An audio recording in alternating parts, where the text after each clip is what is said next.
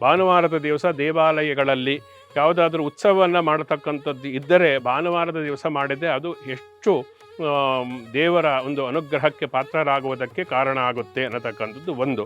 ಜೊತೆಯಲ್ಲಿ ಯಾವುದಾದರೂ ಹರಕೆಗಳಿದ್ದರೆ ದೇವಾಲಯದಲ್ಲಿ ನಾವು ಪಲ್ಲಕ್ಕಿ ಉತ್ಸವ ಅಥವಾ ರಥೋತ್ಸವ ಇರ್ಬೋದು, ಇನ್ನಿತರ ಉತ್ಸವಗಳನ್ನು ಮಾಡ್ತೀವಿ ಅನ್ನತಕ್ಕಂತಹ ಹರಕೆಯನ್ನು ಏನಾದರೂ ಹೊತ್ತುಕೊಂಡಿದ್ದರೆ ಅಂತಹ ಉತ್ಸವಗಳ ಸಂಬಂಧಪಟ್ಟಿರತಕ್ಕಂತಹ ಹರಕೆಯನ್ನು ಭಾನುವಾರದ ದಿವಸ ತೀರಿಸಿದರೆ ಅದು ವಿಶೇಷವಾದಂತಹ ಅಂದರೆ ಹೆಚ್ಚಿನ ಒಂದು ದೈವಾನುಗ್ರಹಕ್ಕೆ 2 ಪಟ್ಟು ದೇವರ ಒಂದು ಅನುಗ್ರಹ ಅನ್ನತಕ್ಕಂಥದ್ದು ನಮಗೆ ಅವತ್ತಿನ ದಿವಸ ಸಿಗುತ್ತೆ ಅನ್ನತಕ್ಕಂಥದ್ದು ಹೇಳಿದ್ದಾರೆ. ಜೊತೆಯಲ್ಲಿ ಯಾನ ಅಂದರೆ ಯಾವುದೇ ರೀತಿಯಾದಂತಹ ಪ್ರಯಾಣಕ್ಕೆ ಹೋಗತಕ್ಕಂಥದ್ದು ಭಾನುವಾರದ ದಿವಸ ಒಳ್ಳೆಯದು.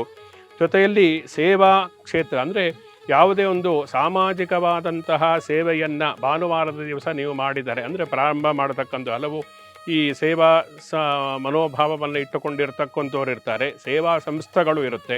ಅಂತಹದ್ದು ಭಾನುವಾರದ ದಿವಸ ವಿಶೇಷವಾಗಿ ಸೂರ್ಯನಿಗೆ ಪ್ರೀತಿಕರವಾಗಿ ಅಥವಾ ಈಶ್ವರನಿಗೆ ಪ್ರೀತಿಕರವಾಗಿ ಸೇವೆಯನ್ನು ಮಾಡಿದರೆ ಅದು ಜನಸೇವೆ ಇರಬಹುದು, ಗೋಸೇವೆ ಇರ್ಬೋದು, ಪ್ರಾಣಿ ಪಕ್ಷಿಗಳ ಸೇವೆ ಇರೋದು ಯಾವುದೇ ಆದರೂ ಕೂಡ ಅಂತಹದ್ದನ್ನು ಮಾಡಿದಾಗ ಭಾನುವಾರದ ದಿವಸ ಅದು ವಿಶೇಷವಾದಂಥ ಫಲವನ್ನು ಕೊಡುತ್ತೆ ಅಂತಕ್ಕಂಥದ್ದು